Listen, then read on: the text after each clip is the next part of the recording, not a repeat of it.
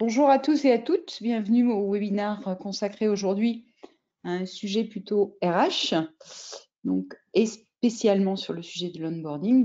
Je suis Stéphanie Chaune du pôle SCS, ravie de vous avoir avec nous. Quelques éléments techniques sur ce webinaire, donc il sera enregistré et vous aurez à disposition le fameux module questions où vous pourrez poser vos questions par écrit. Si nous ne sommes pas trop nombreux, nous ouvrirons les micros au moment précis où on voit arriver une question sur ce module. N'hésitez pas à intervenir. L'objet, c'est de vous donner de l'information, c'est que vous posiez vos questions sur ce qu'on délivre comme élément d'information ou du complément qui vous serait nécessaire. L'objet de cette intervention, c'est de travailler sur le sujet recrutement. Dans le sujet recrutement, qui est prégnant pour les entreprises du pôle SCS, puisqu'on est quand même dans des métiers et des domaines à tension, c'est pas toujours facile de trouver son profil, en particulier quand on est une société plutôt petite, en phase de démarrage. Donc, pour ça, on a travaillé un accompagnement plutôt sur une prestation de conseil pour l'aide au recrutement, donc qui a fonctionné l'année dernière et l'année d'avant. Mais aujourd'hui, on poursuit le travail d'information au travers de modules ou de webinars, ce qui est le cas donc aujourd'hui, et on s'intéresse spécifiquement à cette partie finalement post-recrutement. Enfin, on a trouvé la bonne personne. Maintenant, il s'agit de l'intégrer, de l'accueillir. Et l'accueil est un sujet très important et finalement l'intégration de la ressource est certainement, mais c'est ce que va nous dire Lucas, Téphen, est certainement aussi important, voire plus important que le fait de l'avoir trouvé. Donc on va effectivement parler de ce sujet avec Lucas Téphen qui va se présenter, donc directeur général et associé de Charlie, qui est un cabinet de conseil spécialisé en recrutement. Donc, quand on parle onboarding, on parle de quoi? Qu'est-ce que ça a comme impact? Il y a des données claires sur ce sujet, en tout cas des études qui sont faites et qui peuvent donner des tendances qui sont relativement justifiées, mais Lucas nous en parlera. Et ensuite, comment on fait d'un point de vue concret? Quelles sont les bonnes pratiques, celles qui sont aujourd'hui attendues par les différents intervenants du sujet? Sans plus tarder, je passe la main à Lucas, que je vais désigner en présentateur. Bonjour tout le monde. Alors, je ne sais pas si... Est-ce que c'est bon, tout le monde m'entend? Stéphanie, si tu peux me confirmer. Ouais, c'est bon, super. Vous êtes en présentateur Bonjour à tous. normalement. Vous pouvez présenter votre... Ouais, parfait. Pour l'instant, on ne le voit pas. Je pense que Moi, c'est je le vois. bon.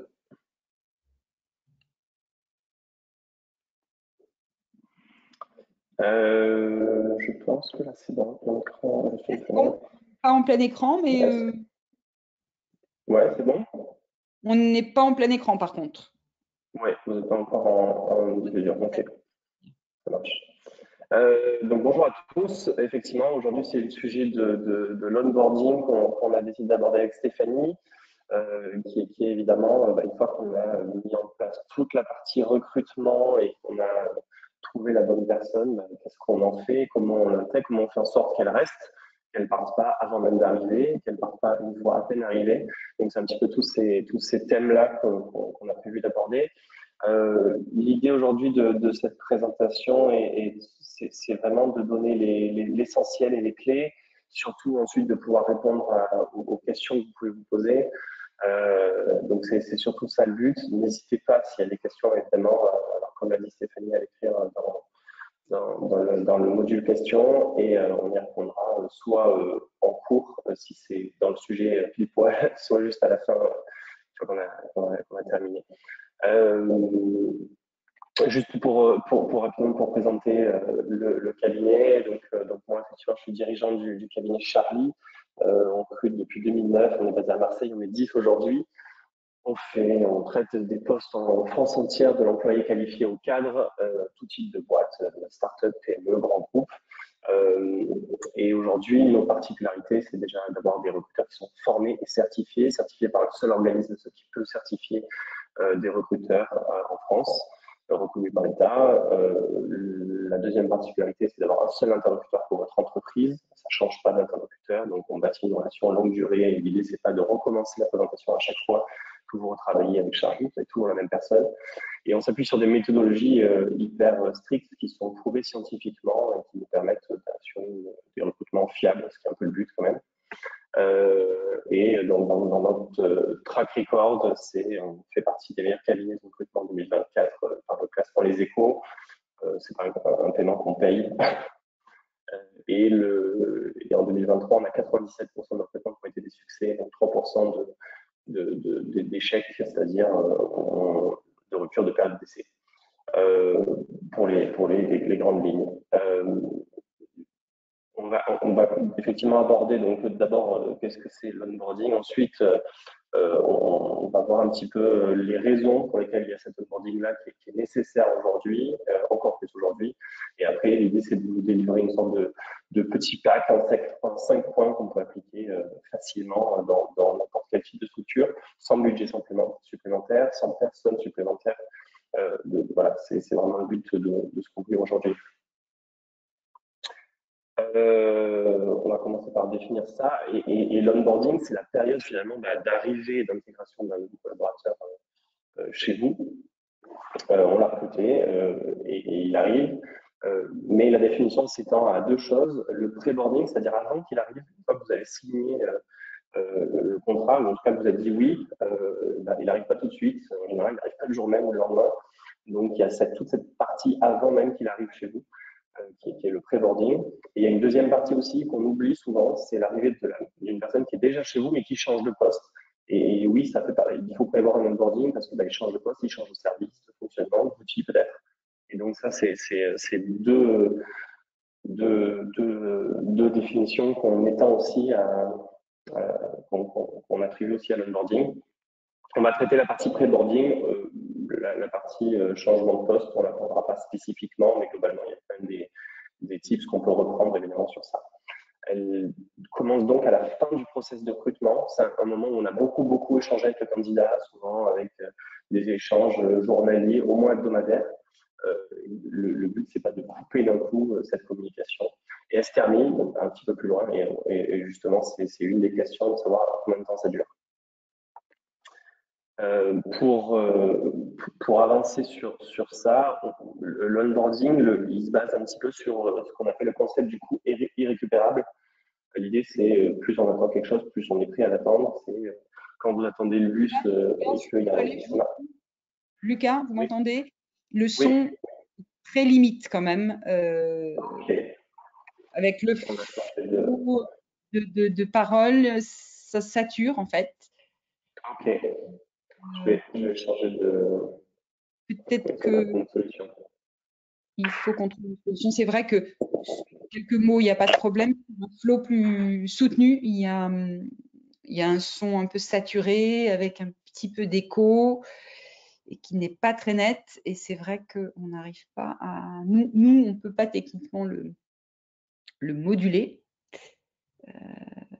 Vous êtes peut-être dans un endroit où c'est le poste, je ne saurais dire.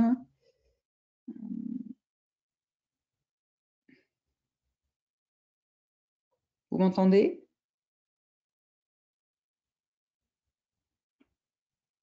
Lucas, vous m'entendez? Allô? Désolée pour cette interruption. Lucas, vous m'entendez? Oui, vous m'entendez? Allô, allô?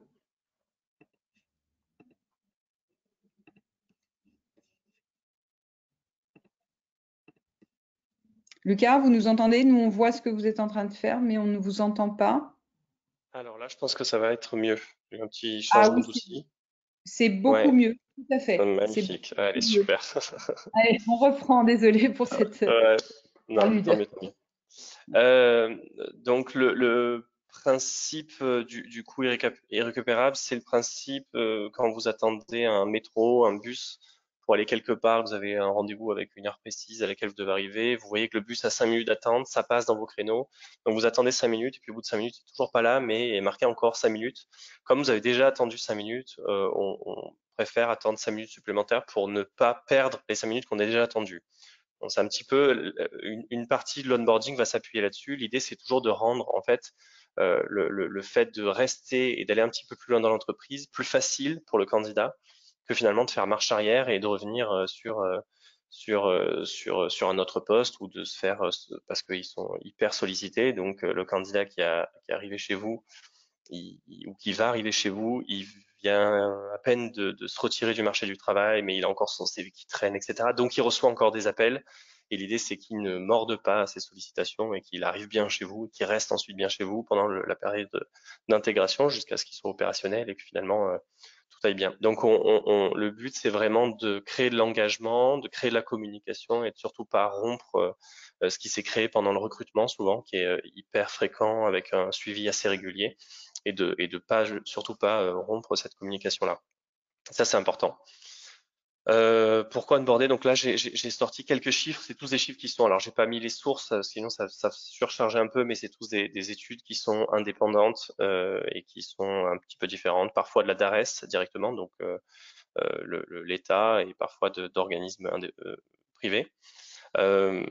On va commencer par le négatif, mais c'est en 2023, c'est 26% des PE qui ont été rompus et plus de 60% sont à l'initiative du salarié. Soit plus de 60%, c'est des estimations d'après plusieurs organismes parce que évidemment, souvent il y a un arrangement qui se fait entre le salarié et l'employeur pour que l'employeur mette fin à la PE pour raison de chômage et compagnie. Donc c'est des estimations, mais c'est quand même assez bon. Un quart des PE qui s'arrêtent et plus de la moitié qui sont à l'initiative du salarié, c'est pas forcément c'est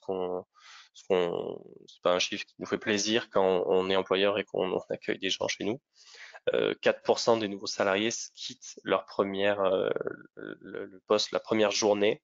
Première journée, il s'est rien passé, donc c'est pas une histoire de poste, c'est pas une histoire d'ambiance de travail ou quoi que ce soit, c'est vraiment mauvaise surprise.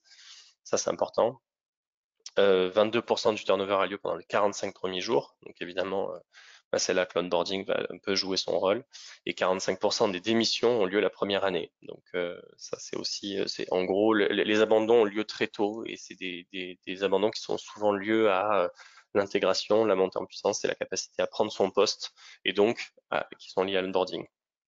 D'un côté un petit peu plus positif, on a 80% des nouvelles recrues qui prennent la décision de rester dans l'entreprise au cours des 6 premiers mois. C'est-à-dire ils arrivent dans l'entreprise, ils savent pas encore s'ils vont rester, et on a 80% des candidats qui, pendant ces 6 premiers mois, se disent bon, ok, je reste ou pas pendant ces 6 premiers mois. Donc ils ont finalement pas vraiment pris la décision de vous rejoindre entièrement au moment de l'acceptation votre proposition. C'est important de le savoir. Donc l'onboarding a son rôle pour sécuriser ces candidats-là. Et ensuite, donc process d'intégration, il sert à évidemment la rétention des salariés et à diminuer le turnover avec des chiffres qui sont assez hauts quand même. Et la dernière chose, quasiment 70% des employés sont plus enclins à rester dans une entreprise pendant au moins 3 ans après une expérience d'onboarding réussie. Voilà. Donc c'est d'éviter les personnes qui partent à 6 mois, 1 an et demi, qu'on a formés, sur lesquels on a beaucoup investi, mais qui n'ont pas encore évidemment été productifs à leur poste. Et ça, la réponse à tout ça, évidemment, c'est en très grande partie tout l'onboarding. L'objectif de l'onboarding, donc, c'est supprimer toutes les mauvaises surprises du parcours d'arrivée et réduire le stress. Évidemment, les candidats sont hyper stressés à l'idée de changer de vie, de poste, de rythme, de collègues, d'outils, enfin tout. De diminuer l'effort nécessaire pour changer. Il faut que ça lui demande le moins d'efforts possible, toujours comme je dis tout à l'heure, pour rendre la marche avant et le fait de continuer plus facile que la marche arrière en disant ah non c'est trop compliqué, je vais voir si je trouve pas autre chose. Faciliter évidemment la communication et de créer du coup un canal de communication avec l'équipe, les managers. et de créer évidemment de l'engagement pour améliorer la satisfaction et évidemment accélérer la performance de la nouvelle recrue. Ça, c'est quelque chose qui nous parle évidemment. C'est mieux on l'intègre, plus il va être productif, plus productif et plus rapidement. Et ça, c'est hyper intéressant et les chiffres sont là pour soutenir ça. Je ne sais pas si ça va jusque-là. Là, pour l'instant, on a déterminé un petit peu voilà, pourquoi on faisait tout ça et à quoi ça servait. Et là, l'idée, c'est en 5 points d'essayer de définir un petit peu ce qu'on fait, comment on le fait, qui le fait, combien de temps ça dure, etc. Donc, c'est 5 points.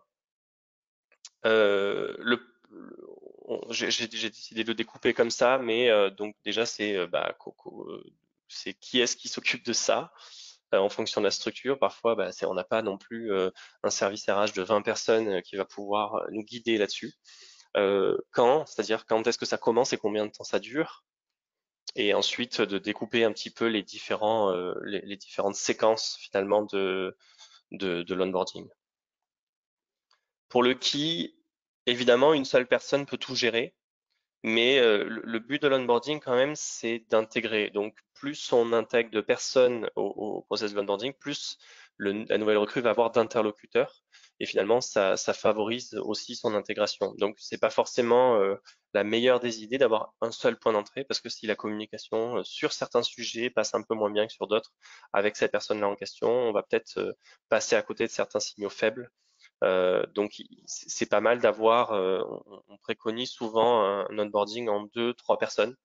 Donc j'ai pris un peu l'organisation d'une start-up ou vraiment d'une TPE, mais ça peut s'appliquer évidemment à d'autres tailles d'entreprise.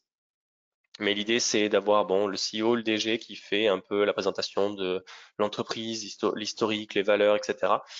C'est là où il va pouvoir parler le mieux de son entreprise et donc engager aussi là-dedans le candidat, enfin, le nouveau salarié.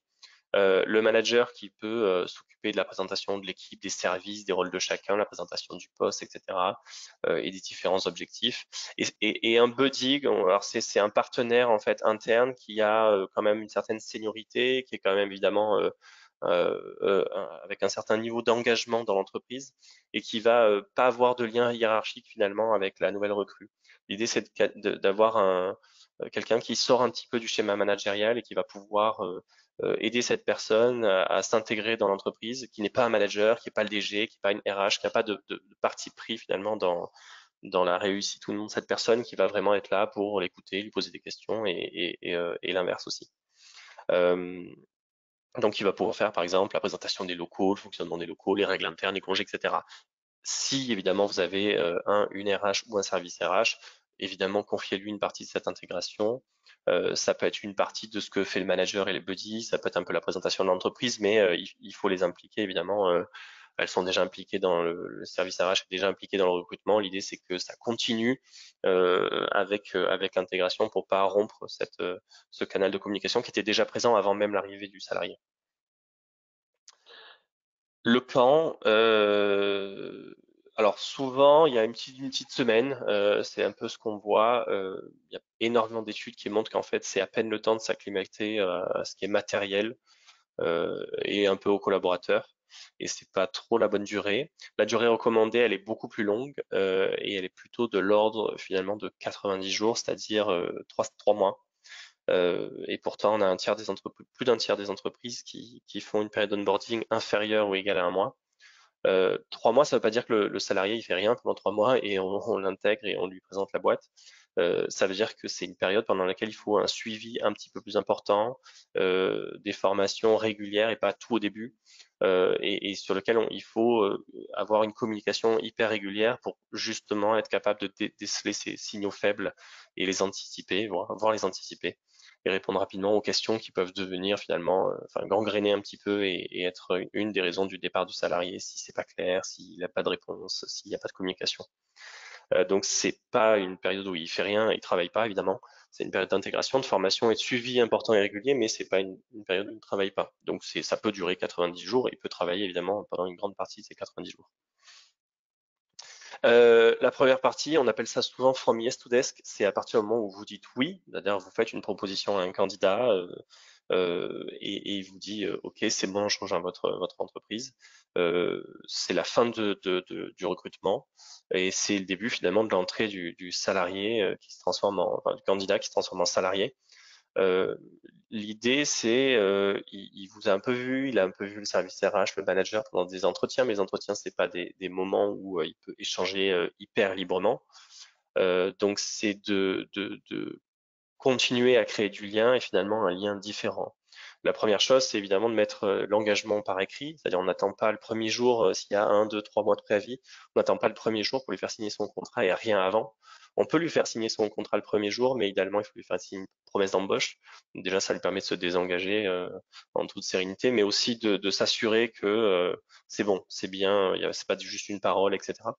Vous pouvez aussi lui envoyer son contrat de travail avant s'il est prêt en disant bah, vous le signerez, on le signera ensemble le premier jour. Ça se fait pas mal et ça a de très bons résultats en termes de satisfaction du nouveau salarié.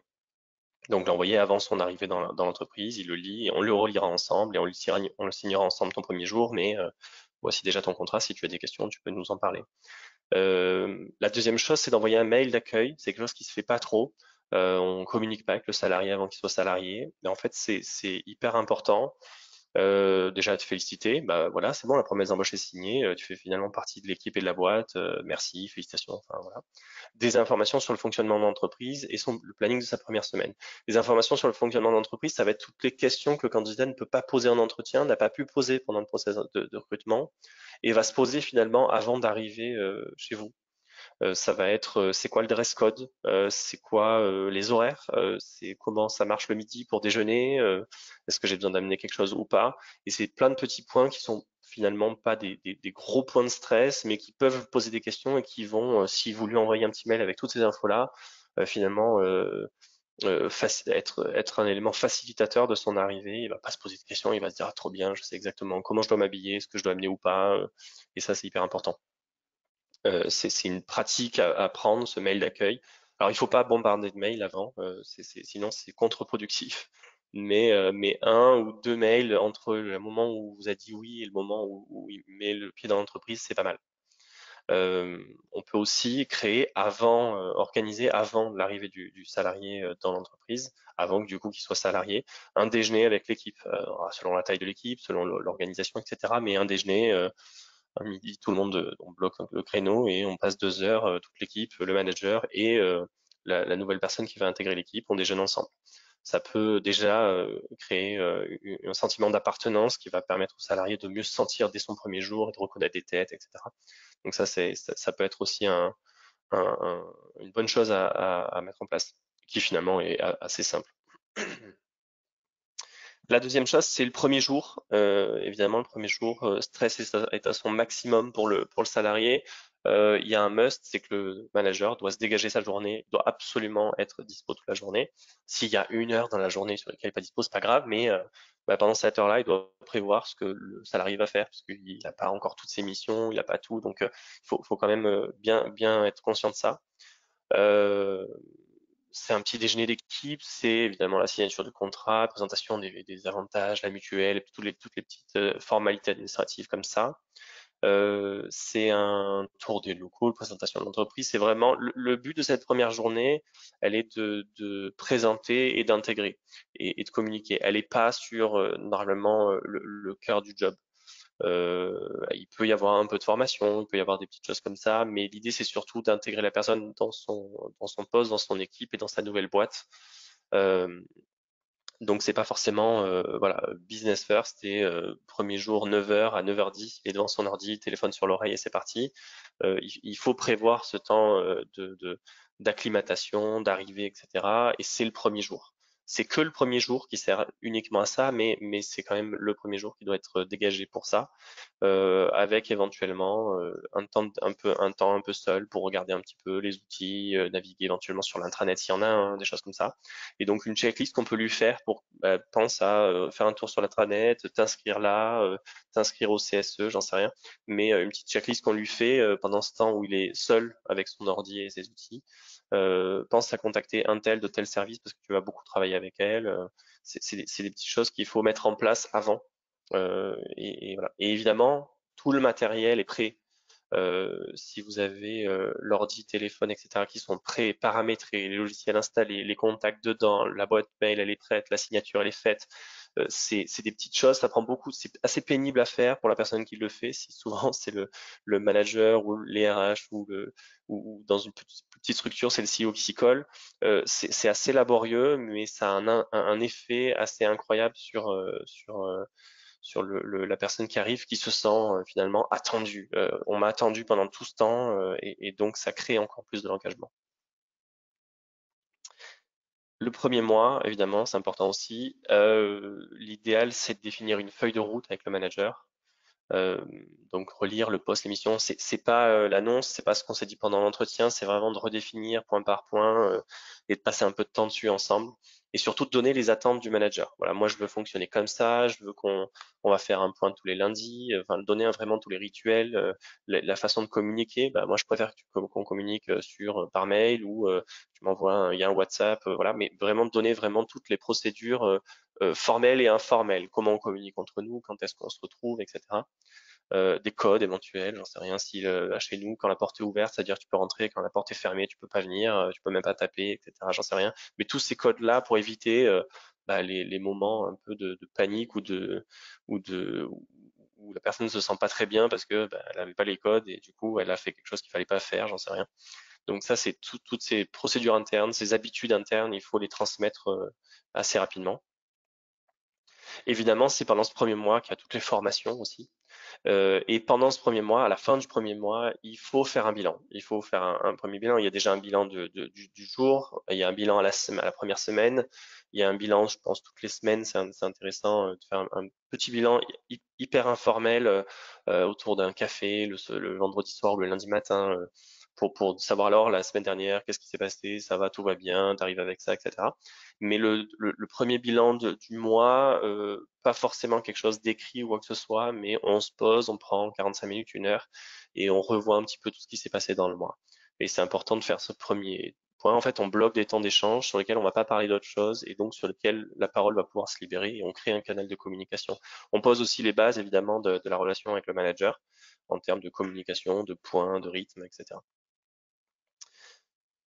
Après le premier mois, c'est le premier trimestre et c'est la dernière étape.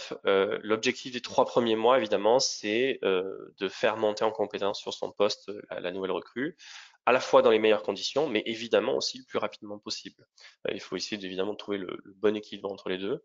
Donc la première chose, c'est de préciser les premiers objectifs que le salarié doit atteindre à 1 mois, 2 mois, 3 mois. Il faut lui dire, évidemment. Il ne faut pas les noter sur un papier puis voir s'il les a atteints ensuite. Il faut dédramatiser le sujet de la PE. La PE, c'est dans les deux sens. Il faut dire aussi quels sont les signaux qui sont bons ou pas, à quel moment on en parlera s'il y a quelque chose qui va pas, pour pas que la personne s'inquiète et qu'elle ait cette épée de Damoclès au-dessus de la tête en disant à tout moment ça peut s'arrêter. Parce que le stress peut être aussi paralysant pour certaines personnes, le stress de la PE. Et elle peut être hyper longue, hein. En France, ça peut aller jusqu'à 8 mois, c'est hyper long. Et pendant 8 mois, on vit avec cette menace quelque part. Donc, il faut très rapidement aborder le sujet, dédramatiser, donner les clés de réussite, qu'est-ce qu'on va regarder, comment on va le regarder, pour être sûr que ce soit plus un sujet, que ce soit pas paralysant, que ce soit pas quelque chose qui finalement freine la progression de la personne et l'intégration de la personne à son poste. Et c'est de programmer évidemment des premiers rendez-vous individuels de 30-45 minutes hebdomadaires. En fait, on pose les bases de la collaboration manager et manager en même temps, mais ça fait partie de l'onboarding.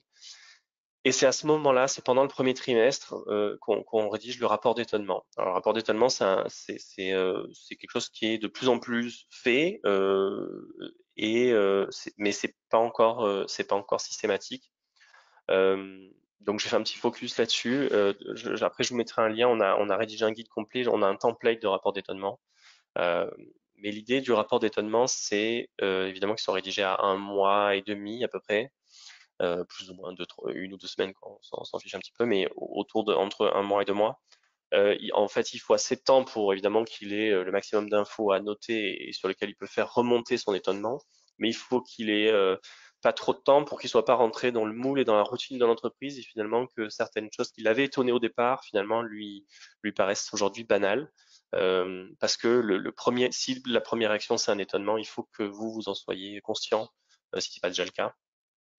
Donc, il faut donner un cadre pour ce rapport d'étonnement, éventuellement avec des thématiques, etc. Mais il faut pas trop donner de cadre parce que sinon, vous allez influencer le contenu et vous allez avoir un retour que sur ce que vous mettez dans votre cadre et pas sur d'autres choses qui auraient pu étonner le nouveau salarié. Donc, c'est important de donner un petit cadre très léger, mais pas d'influencer non plus trop ce sur quoi la personne va faire son retour.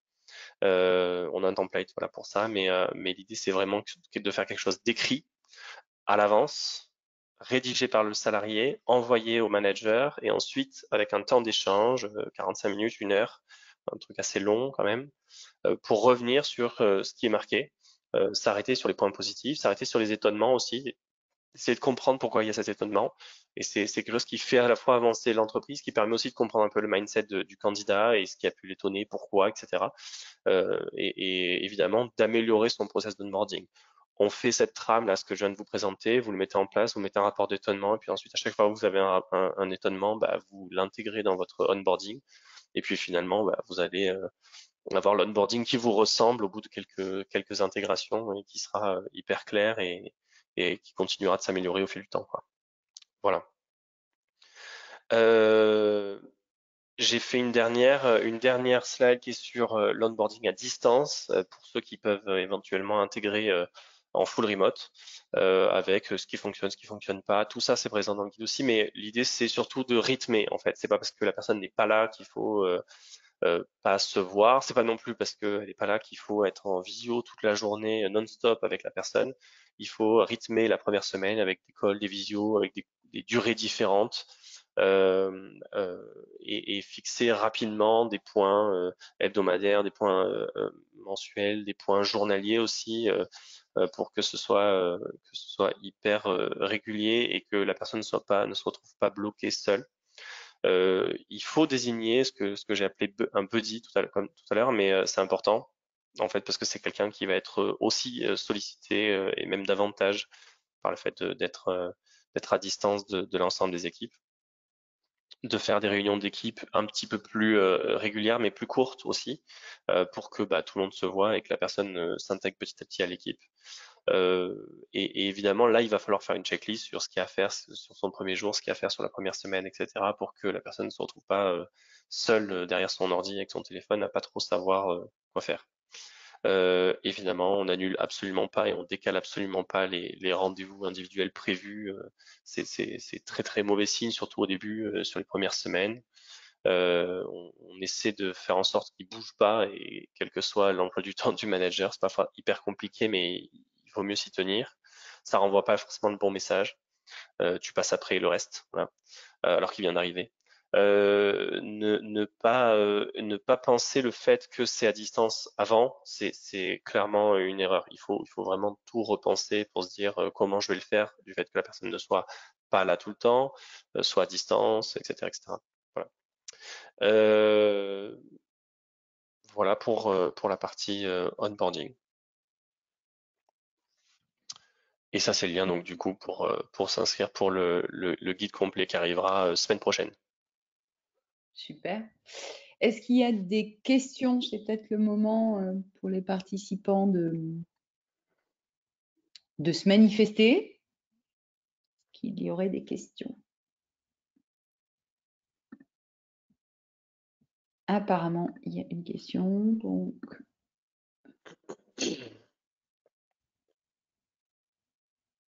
non, pas forcément. Juste, moi, j'ai une petite question. Lucas, au début, vous mentionniez dans les premiers chiffres que vous mentionniez, vous Ouais. mentionniez 45%, c'est bien ça, d'abandon de démission. Ok, en lieu de la première année.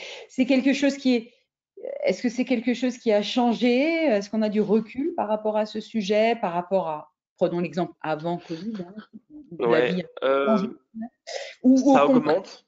pareil? Non? Non, ça augmente. En fait, c'est lié clairement à la tension du marché de l'emploi aujourd'hui. Sur quasiment tous les métiers aujourd'hui, il y a une tension. pour trouver des profils. Plus c'est technique, plus c'est spécialisé, évidemment, plus c'est tendu.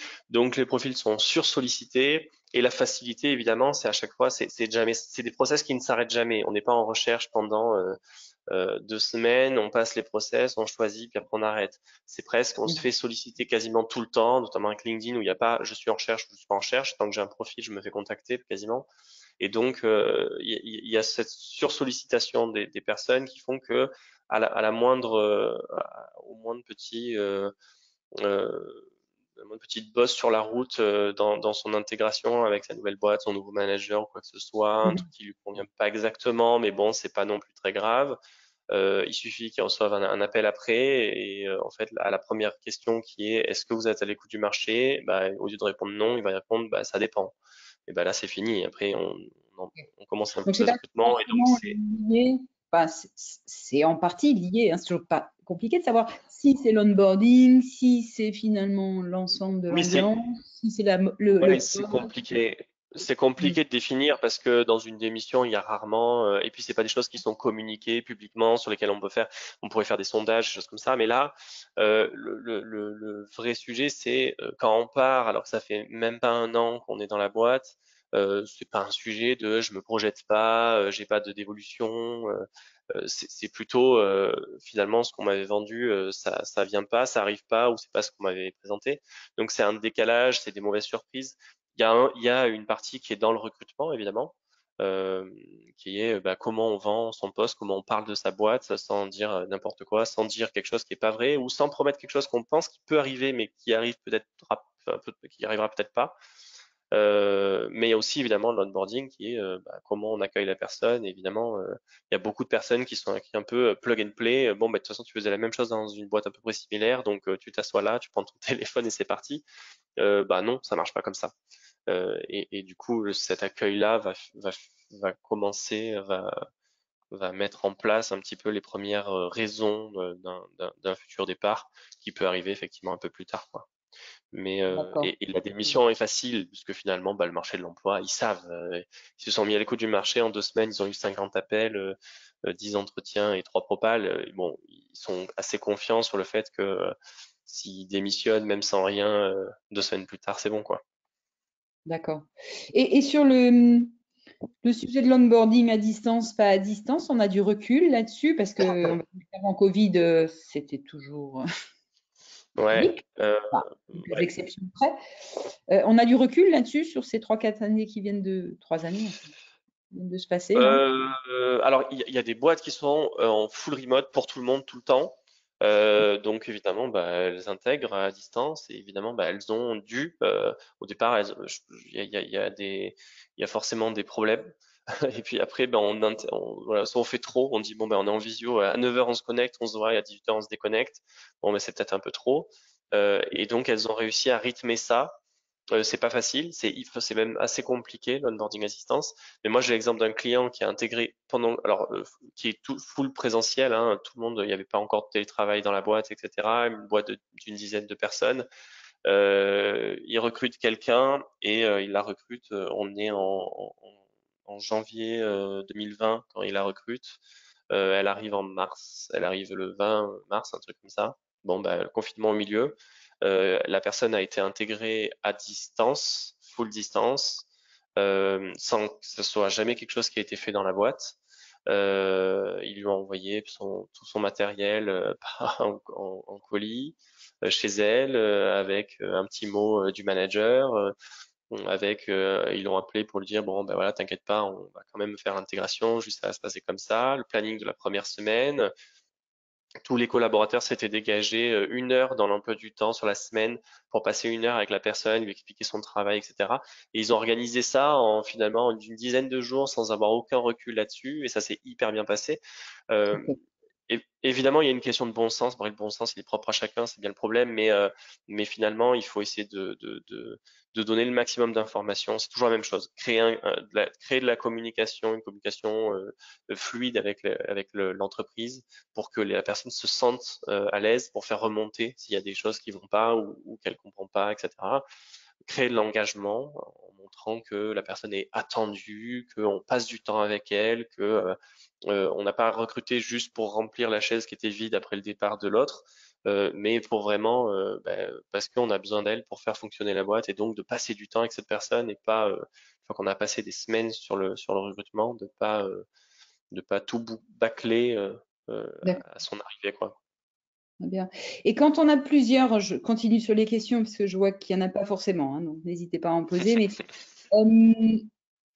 quand on a du collectif, je m'explique, on recrute 3-4 personnes en même temps, qui arrivent Ouais. totalement en même temps. On fait du collectif, on fait de l'individuel, comment ça marche? Il y a un peu des deux. L'effet de promo, il est pas mal, même sur des petites structures. L'effet un peu, alors de promo, c'est les arrivées massives dans les grosses boîtes, mais finalement, même quand il y a deux personnes qui arrivent ensemble, c'est pas mal. Alors même si c'est des postes différents. Alors après, ça dépend si c'est dans la même équipe, si c'est des postes différents, si c'est des seniorités différentes, etc. Mais il faut qu'il y ait une part de collectif. Parce que ça crée tout de suite, en fait, finalement, presque le buddy, c'est celui qui vient d'arriver en même temps que nous. Avec qui on peut aussi se dire ah mais t'as compris ça parce que moi c'était pas clair, etc. On peut vite confronter nos craintes et nos incompréhensions avec cette personne. On se sent aussi plus à l'aise pour faire remonter les choses à deux que quand on est tout seul et qu'on ne sait pas si ça a été mal exprimé ou si on a mal compris. Donc il faut qu'il y ait une partie de collectif. Mais évidemment, on peut pas faire tout grouper, voilà. Même si c'est deux personnes qui arrivent avec la même seniorité au même poste dans la même équipe avec le même manager, il faut qu'il y ait une partie individuelle où on se pose en face à face avec la personne, en tête à tête, et on prend le temps. Et même si on va faire deux fois le travail, c'est important qu'aussi on se sente un peu individualisé dans son arrivée. D'accord. Mais et après pour les recrutements massifs, on est 50, on intègre 15 personnes d'un coup. Voilà, il y a toute une organisation à mettre en place avec du collectif global avec tout le monde, du collectif un peu par service, et puis après de l'individuel pour évidemment d'un côté manager le temps des gens, pas dédoubler le temps alors que finalement on va leur dire la même chose au même moment aux mêmes personnes, mais en même temps qu'il y ait quand même toujours ce côté je suis pas, j'ai pas été recruté avec tous mes copains, quoi. J'ai été recruté moi, et donc j'ai besoin de me sentir intégré, d'avoir mon temps de questions avec mon manager, etc. Et c'est important. Oui, c'est clair, c'est clair. Bon, le groupe, c'est toujours très intéressant pour avoir plus, C'est oser plus, hyper on va dire. intéressant. C'est hyper Mais intéressant. il faut rester focalisé sur la personne. Bon, après, on a moins le cas, hein, on a quand même beaucoup de petites sociétés, hein, au pôle, plutôt recrute une personne à la fois, on va dire, ou peut-être deux. Mm, mm. C'est rarement des cohortes de 15, 20 ou plus, mais bon, ça Ouais, dépend. mais deux, ça suffit, et ça comprend aussi les alternants qui souvent arrivent ensemble. On a eu le cas chez nous, on a eu deux consultants qui sont arrivés en même temps qu'un alternant. On fait un groupe de trois et c'est très bien. Et sur la partie formation, il y a une partie commune. Et après, il y a des parties où il y a que les consultants et des parties où il y a que le chargé de recrutement. Et puis il y a des parties où il y a tout le monde et des parties où il y a individuellement, on prend un par un. Et c'est important et ça crée un petit truc. Voilà, ça fait peut-être 2 ans maintenant. Elles savent qu'elles sont arrivées ensemble. Et ça crée un truc. Euh, et elles sont plus à l'aise pour se parler. Donc il faut aussi se D'accord. servir de cet effet de groupe qui est hyper intéressant quand on accueille des gens. Et c'est pareil, finalement, onboarder une personne qu'on a recrutée pour un poste ou un stagiaire ou une stagiaire, Oui, on a ah la oui, méthode est pareil, la même. pareil. Il y a certaines choses sur lesquelles ça va être plus light, mais finalement, c'est même l'onboarding d'un alternant ou d'un stagiaire, il est d'autant plus important que la personne a souvent pas fait grand-chose avant. Donc, on a presque à le former sur les codes au global de n'importe quelle entreprise avant de le former à ces codes. Ouais, ouais, c'est important. Il faut pas négliger ça. Super. Est-ce qu'il y a des questions? C'est peut-être le moment, on peut ouvrir les micros aussi si vous voulez échanger. C'est peut-être pile poil le moment d'en parler. Sinon, on va en rester là. Lucas, sauf si vous aviez quelque chose à préciser. Donc, vous avez construit ce guide, hein, qui C'est ça, permet donc tout c'est un simplement guide. d'avoir qu'est-ce que je fais, quel document, mon petit Alors, process c'est que ça. de le repenser. Ok, Finalement, c'est la trame que j'ai présentée, mais évidemment avec beaucoup plus de détails et qui inclut aussi des templates, notamment le template de mail d'arrivée, copier-coller, puis ensuite on adapte à sa boîte, à ce qu'on présente. Un template sur la partie questionnaire d'étonnement, enfin rapport d'étonnement, avec une trame à copier-coller, envoyer aux salariés, puis ensuite on peut récupérer ça. Donc l'idée, c'est de toujours pareil. Je vais pas recruter quelqu'un pour faire ça. J'ai déjà tout le monde qui est hyper surchargé chez moi, donc je peux pas avoir quelqu'un qui se dégage du temps pour tout créer. Bon ben on prend ça, on met en place, ça prend allez peut-être une demi-journée de tout processer, une journée de tout processer en interne, et puis après c'est fait. Et petit à petit on améliorera et à chaque pour les arriver. Il y a vraiment un effet levier hyper important sur l'onboarding. On parle évidemment souvent du recrutement et nous les premiers, hein, c'est notre job principal. Mais derrière l'onboarding, l'accueil de la personne et le fait de bien l'intégrer, bien l'accueillir et qu'elle reste, c'est hyper important et il y a un gros effet là-dessus sur la rétention des salariés, évidemment. C'est ça. Alors, du coup, on a Alors, on a une main levée et une question. Donc, on va prendre la question écrite. Je serais intéressée d'en savoir un peu plus dans le cas d'un changement de poste. Donc là, on n'est pas sur quelqu'un d'externe qui arrive. Ouais. Voilà. Il y a peut-être quelque chose de particulier ou quelque chose à faire plus attention? En fait, le truc qu'il faut surtout pas se dire, c'est quelqu'un qui est depuis 10 ans dans la même boîte. Bon, il connaît la boîte, il connaît les équipes, c'est bon. Le service dans lequel il connaît déjà, il connaît même les gens avec parce qu'il déjeune souvent avec, etc. Et de prendre pour acquis le fait que la personne sait déjà.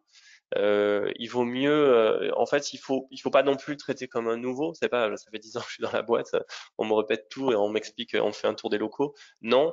Par contre, les habitudes du service, les habitudes du fonctionnement, et vraiment de redéfinir le poste et de pas dire ah bah tu connais le logiciel, tu travailles déjà dessus, mais tu es passé de compta à l'administration des ventes ou à voilà. Donc c'est le même logiciel, mais nous on l'utilise un petit peu différemment et de vraiment de prendre le temps de refaire le tour du service, du poste, des responsabilités de chacun, des échanges avec quel service on échange, à quel moment, pourquoi et comment ça marche, et vraiment de prendre ces temps-là finalement de voir le service comme une boîte et dire bah, j'arrive dans une nouvelle boîte qui est le service et donc de partir de là pour construire l'onboarding. Après, évidemment, il faut l'adapter à chaque structure, la taille de la structure, etc. Mais il ne faut pas partir du principe que la personne connaît déjà, même si elle est déjà dans le service, même si elle y est déjà passée il y a 3-4 ans et que il n'y a pas énormément de choses qui ont changé, de pas juste déplacer comme un pion et dire bon ben voilà, tu changes de chaise et de bureau, mais sinon c'est toujours la même chose, quoi. Ça, c'est le plus important. Okay. Et après, il faut bien prendre les particularités du poste. Le plus important, c'est surtout de revoir le poste, en fait. Le manager, évidemment, l'équipe, mais le poste, c'est qu'est-ce qu'on attend de toi, comment on va le regarder, comment on va le mesurer, comment on fonctionne en termes de communication, à quel moment on a besoin que tu nous dises où t'en es, etc. Quels sont les rituels du service en termes de réunion, de points individuels, etc.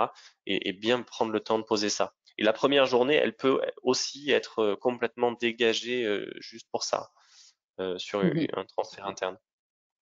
Ok, très bien.